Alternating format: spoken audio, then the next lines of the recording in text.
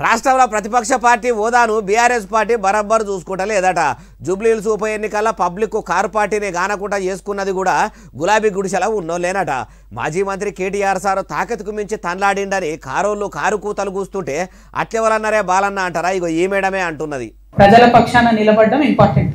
Party పెట్టినమా సంస్థగా ఉన్నామా అన్నది కాదు, ప్రజల పక్షాన నిలబడడం ఇంపార్టెంట్. ఇప్పుడు రాష్ట్రంలో ఉన్న పరిస్థితులు మీరు చూస్తున్నారు.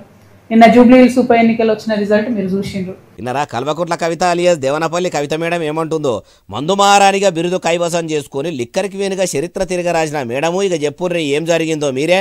మొత్తం ఊర్లలో ప్రతి చోట ఎక్కడ పోతున్నా కాంగ్రెస్ వ్యతిరేకత ఉన్నది, అది మీకు కూడా తెలుసు. అంత వ్యతిరేకత ఉన్నా అన్ని వేల మెజార్టీతో కాంగ్రెస్ పార్టీ ఎట్లా గెలిచింది, ఎందుకు గెలిచింది అంటే అనుకున్న స్థాయిలో ప్రతిపక్షమైనటువంటి బీఆర్ఎస్ అందుకొని పనిచేయలేకపోతుంది అన్నది క్లారిటీగా అర్థమవుతున్నది. అంటే మీ తోడబుట్టిన అన్న Kalvakuntla Taraka Rama Rao alias KTR sir car బీస్తబట్టి బరాబర్ నడిపిస్తలేడంటవా మేడము? అక్కడ వాళ్ళు సోషల్ మీడియాలో ఉద్యమాలు చేస్తున్నారు తప్పితే కిందకు వచ్చి ఎటువంటి ఉద్యమాలు చేస్తలేరు. సోషల్ మీడియా మీద ఉన్న సోయి పబ్లిక్ మీద లేదంటున్నావా? మరి మీ అన్న కేటీఆర్ సార్ ఏం చేస్తుండు? ఇంకొకటి పేరుకు కృష్ణార్జునులు అని చెప్పుకొని ట్వీట్లు పెట్టుకొని వాళ్ళది వాళ్ళు ఒకళ్ళు జబ్బ ఒకళ్ళు జరుచుకుంటూ తప్పితే ఒకళ్ళు వీపు ఒకళ్ళు జరుచుకుంటూ తప్పితే పెద్దగా క్షేత్రస్థాయిలో పనిచేయలేదని అర్థమైంది. అట్లా కాదు మేడం, మొత్తం ముచ్చట చెప్పుర్రి. ప్రతిపక్షాలు ప్రజల ఎక్స్పెక్టేషన్ మేరకు పనిచేసినట్టయితే రిజల్ట్ మంచిగా వేరే రకంగా ఉంటుండే జూబ్లీహిల్స్. సో ఆ ఎక్స్పెక్టేషన్కి తగ్గట్టుగా వాళ్ళు పనిచేస్తలేరు.